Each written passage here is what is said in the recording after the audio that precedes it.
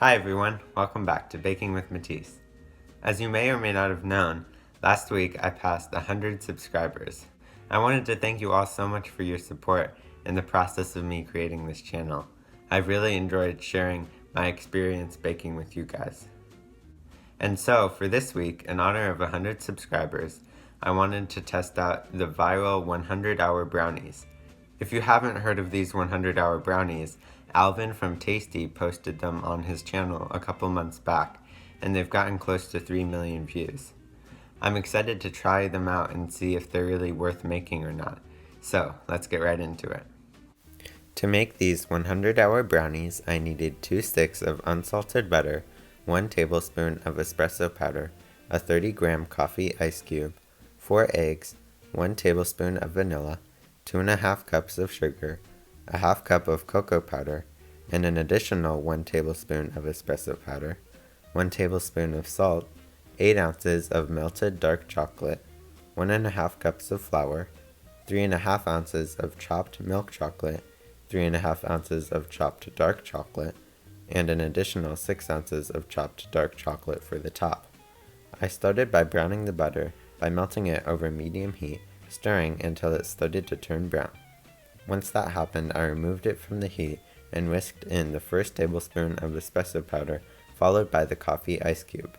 Next, in the bowl of a stand mixer fitted with the whisk attachment, I beat the eggs, sugar, and vanilla for a couple of minutes on medium-high speed until they had lightened slightly in color and formed ribbons when you pulled up the whisk. I sifted in the cocoa powder, salt, and remaining 1 tablespoon of espresso, and folded that to combine. I then poured in the brown butter mixture and again folded that together. Next, I mixed in the melted chocolate and then sifted in the flour. Finally, I folded in the 3½ ounces of milk and dark chopped chocolate. I poured out the batter into a parchment-lined 9 by 13 inch baking pan and smoothed out the top with a spatula. I sprinkled on the remaining chopped dark chocolate over the top, and then came the hard part. I had to cover the whole thing with plastic and a towel, and then let it sit in the fridge for 3 days. After it had rested, I baked it at 350 degrees for 30 minutes.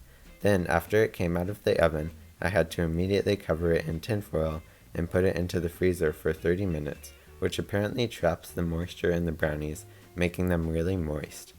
After 30 minutes, they had to rest in the fridge another 24 hours before I was finally able to cut them and give them a taste. Alright, so at long last the time has come and I can try these brownies. I heated it up in just a little bit, and so it's gotten nice and melty. I will say before trying them, they were really tough to cut. It felt like almost cutting through solid chocolate.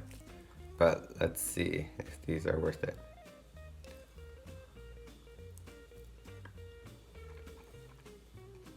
Wow. These brownies are really, really fudgy and rich. It's almost similar to the experience of eating straight up chocolate. Even after taking 1 bite of those, I feel like I could down an entire glass of milk. Considering that there's over 2 cups of sugar and close to 20 ounces of chocolate, it shouldn't be surprising how rich they are. But wow, it really blasts you in the face. It's really, really good, but I don't think you'd be able to eat a whole piece of this by yourself in one sitting. These definitely aren't for you if you're more of a cakey brownie person, because these brownies, they just taste like fudge. Let's try edge piece.